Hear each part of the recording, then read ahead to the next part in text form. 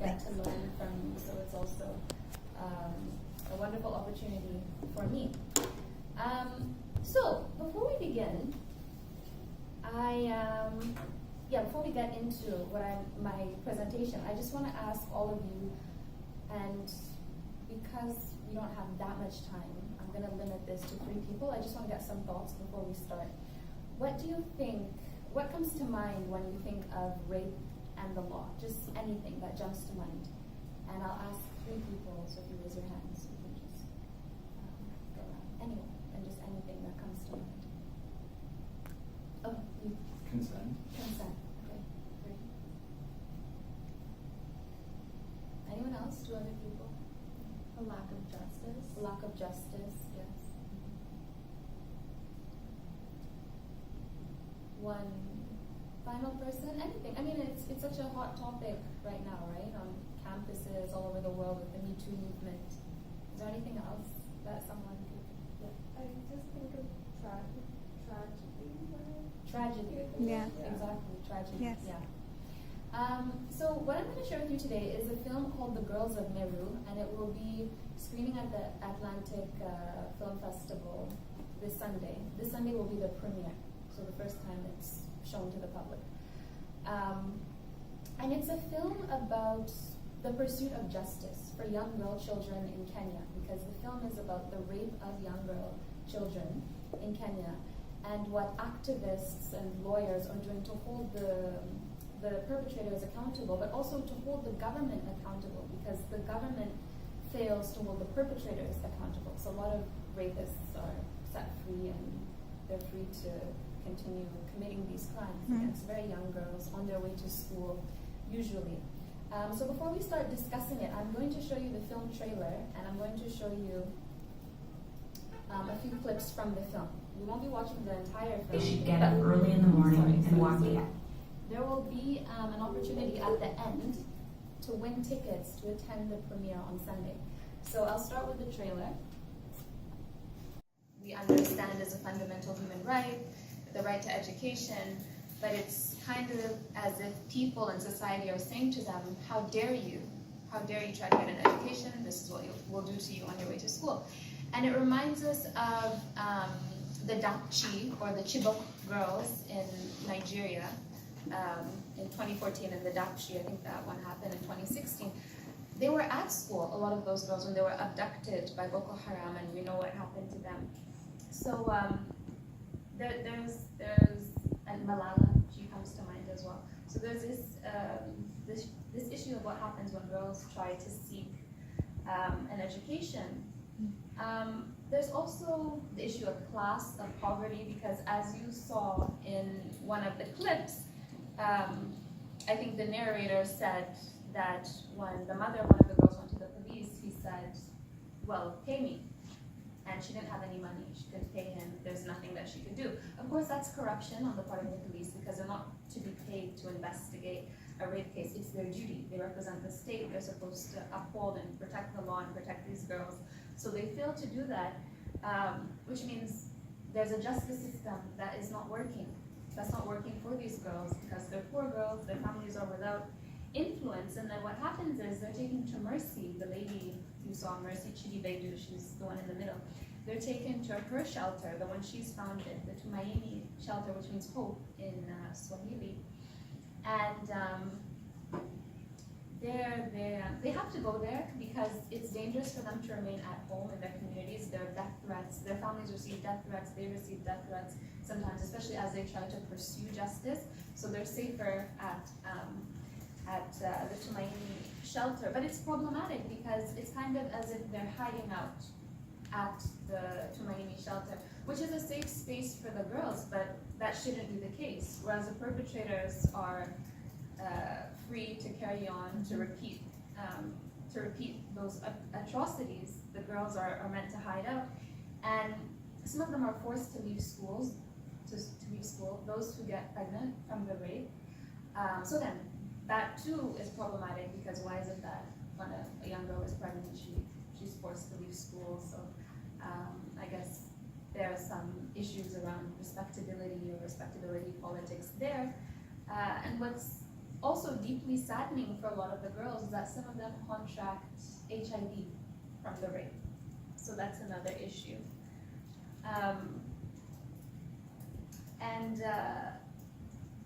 So we've spoken about education, we've spoken about poverty. Another one is colonialism. That's a very interesting theme. It might not have been so evident here, might have. But when I watched the entire film, I noticed that the language of the court in Kenya is English. And so the High Court and these lawyers, these activists, on several occasions, they appear in the court in the film because the case is drawn on for a really long time, especially because those who defend the perpetrators or those who are defending the police, they try to prolong it as much as possible because they really don't care about seeking justice for the girls. But what happens is that some of the girls' family members from their communities, they attend the trials, they attend the hearings, and many of their family members do not speak English at all, but that's the language of the court. And of course that's a colonial legacy because Kenya was colonized by Britain. So that too is very problematic. So when we talk about colonialism and the black body, that's the title of this class, correct? Yes. When we talk about colonialism and the black body, Well, it's not the black body, Oh. and the body. sorry, colonialism and the body, these are some of the legacies. We can see that clearly represented in this film, but I just want to bring it back home to Canada, to North America, to the Canadian context, because this issue of sexualized violence, of course, it doesn't only affect girls in Kenya. It affects girls, it affects women all over the world, even right here in Halifax, as we know. On university campuses, every year during Frosh Week, there's so many rape incidents, so many sexual assault incidents. So I like that you mentioned consent and everyone else who shared at the start. Consent, tragedy, can't remember what you said on that side. When I asked what comes to mind, you said something. So those are very important issues because it affects girls here as well. And even here, the justice system isn't working properly because we know that over 90% of sexual assault cases go unreported. Why is that? It's because the victims fear repercussions, and the victims shouldn't fear repercussions, but they do fear repercussions, and they're put in a very vulnerable position as well. When they go on trial, they have to give very personal, very intimate testimonies, and sometimes nothing happens, or their case isn't investigated properly, right?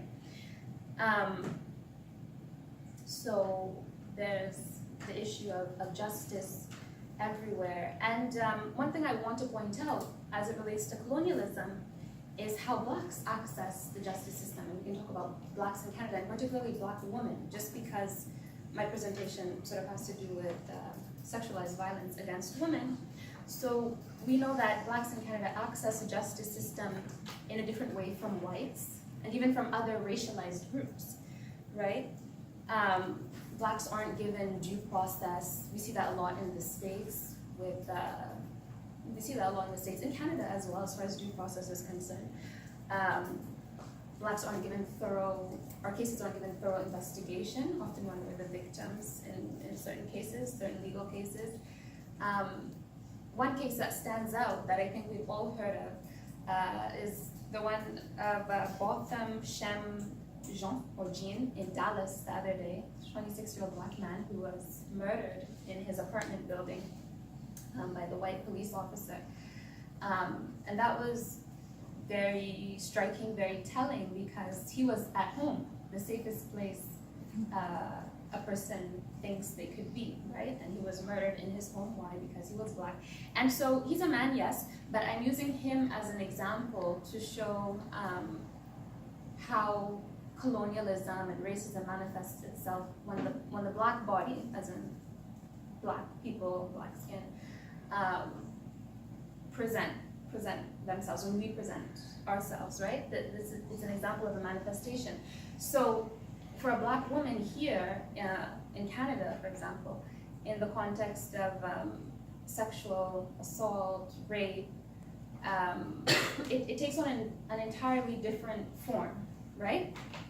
And I want to share this because I myself, I'm clearly a black woman. And I've been listening to a lot of this sexual assault rhetoric, a lot of the cases that are coming up, the Me Too movement, etc. And I was at a talk the other day at Halifax Public Library, it was a professor, and she recently released a book about this and how the justice system is failing female victims of sexual assault here in Canada.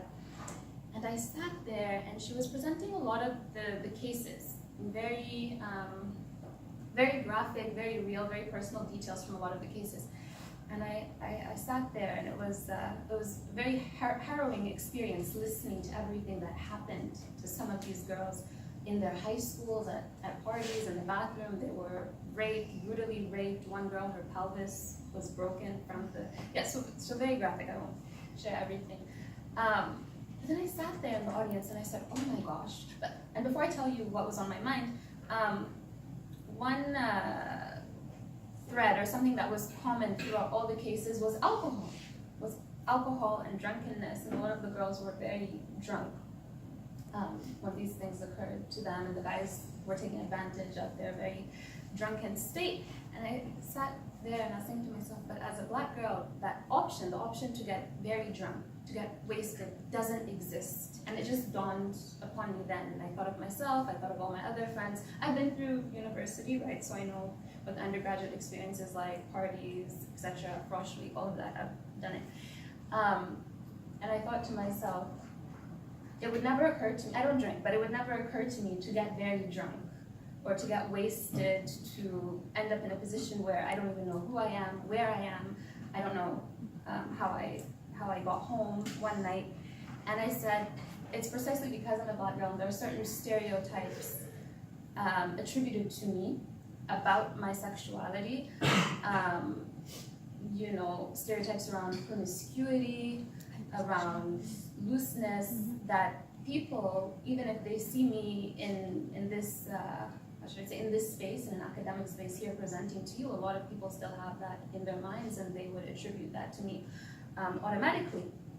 So it definitely looks different for black girls, and I think that's important to be noted. And as far as alcohol and drunkenness is concerned, as I've just said, it's definitely not a critique, because we all have the right to bodily autonomy, to bodily integrity, to be protected, to not be raped, regardless of the circumstance, regardless of the condition, right? So alcohol shouldn't be an issue in any of these cases, but it is. And we have to talk about it sometimes, but I just want to say that, for black girls, it looks entirely different, as far as alcohol and getting wasted and all of that is concerned. So we need to bear that in mind when we talk about sexual violence, when we talk about the Me Too movement. The Me Too movement, which was started by a black woman, Tarana Burke, yet it's become overwhelmingly associated with white celebrities, right? So how did that happen? So black girls cannot access the justice system in the same way as whites, whether in Kenya, and their colonial legacies there that influence that, of course, because these girls who we've seen from the video, they're poor, so they're in a society that's stratified by class, and they can't access the justice system properly because they're poor, their families are without influence. Stratified by class, but also stratified by race, even in Kenya, where majority of the people, where everyone is black, right? But imagine if it were a white girl on her year abroad in Kenya and that happened to her. What do you guys think would be the response? There would be a lot of outcry, there would be outrage. So we have to think about that. Even in countries which you might think are black countries or African countries, the citizens of those countries are treated racistly, right? So that's something that's something that needs to be noted. And what's very interesting is that Kenya has a very strong Bill of Rights. Strong Bill of Rights, as in the charter rights, the rights that are granted to every citizen, the basic human rights. Kenya has a very strong Bill of Rights, and that includes children's rights. So what these activists and these lawyers are working on, it's a very landmark case because they're challenging the Constitution. They're saying the Constitution needs to be upheld because it's a very strong Constitution. It's great, right? It's just not being enforced. So I think the work of Mercy and her team is phenomenal. And I do want to point out that it's a homegrown movement on their part. It's Mercy who started the shelter, who started this movement with the girls, in addition to her colleagues in Kenya. Her late husband, who was very much a part of it, he died in 2012. And then she was visiting Toronto for a workshop, and she met up with these Canadian lawyers, and she said, you guys can help us. So then they joined forces, and now they're collaborating. But it all started in Kenya. It all started through Kenyan efforts. So it's a homegrown movement. What time is it? That's a good question. I thought I watched. 3:50? Wow, okay. Okay, so I want to get into some questions so we can do our quiz, and so you guys can have the chance to win tickets Can I hand them out? to the film. Yeah, you can start handing it out. And as she's handing it out, I'm going to ask you guys some questions. So there are so many UN statutes, there are penal codes globally that are never enforced when it comes to women's rights, when it comes to sexual violence, etc. And one thing that So if anybody needs to use their computer to do this, I can just put it up on the screen and you can just type in your answers. Okay. one thing that bothers me is that I don't feel the masses are outraged enough when these things happen. I feel that we carry on with life as usual. And I'm sure on an individual level, everyone is horrified when we hear about rape cases, even on our own campuses right here. Everyone is horrified. But in terms of how it manifests itself in terms of action, what we do, we don't mobilize enough. After each incident, there should be a mass protest or something. So I wonder why there's not enough collective outrage. And we see gross human rights abuses being committed against women in music videos, popular culture music videos. Yet a lot of these artists who have these images of women in their videos are our favorite music artists. You know, so there's a bit of a contradiction there. And so I think these are just things to think about. And finally, I want to ask you, before we jump to the quiz, what do you all think is a viable solution to this, to what we've just witnessed in the video, but also to some of the issues around rape and sexual assault that we experience right here? So it's a global issue. And what is a viable solution? Or some viable solutions? Just anything. It can be anything. Communal court systems. Communal court systems. I'm really a big fan of communal court systems. You know, because why do people feel they can do this? Some countries, I think Cuba is one, have very harsh consequences for perpetrators of rape, sexual violence. They might be sentenced to life in prison, I don't know, or maybe 10 years or 20 years for rape. So people are less inclined to commit. Yes? People, you asked the question, how do people get away with this, or how do they think? Well, because like, when they committed, then they know that no one's gonna go after them, or especially in my country, what the issue with rape is. What's your country? Turkey. Turkey. Oh. And I hear about this a lot, and I am afraid when I'm back home even. Is that if you're an important person in the country, then you can bribe the police or the justice system and get away really easily, or maybe not even give them money just because you're important, that they're just gonna like whisper into each other, like whisper and just say, oh, like, that's fine, he's an important person, we don't need to look into this case, just like we let it pass. So I think that's what's wrong with the system, that people with power think they can get away with it. Exactly. And that's what we saw with Harvey Weinstein. That's what we're seeing with Donald Trump, right? People with power getting away with these things. Yeah, so that's a brilliant point. They shouldn't be able to get away with these things. Are there any other thoughts in regards to solutions? Greater pressure by the globalized force, maybe, that recognizes women are valuable, their bodies aren't just things for men. Awareness, education. I think that's it. I think we all agree that these are the solutions. People shouldn't be able to get away with it. People should know that the consequences will be severe, Yes. and then that will stop them, right? Yeah. But then also we need to, I think, change mentalities around how women are valued, because why would people want to do this in the first place? Yeah. There's a real issue there in terms of how women are perceived. Thank you all so much. I think we're out of time. Yeah, we are out of time. Yeah, so it's been fantastic. Thank you so Thank you guys. much.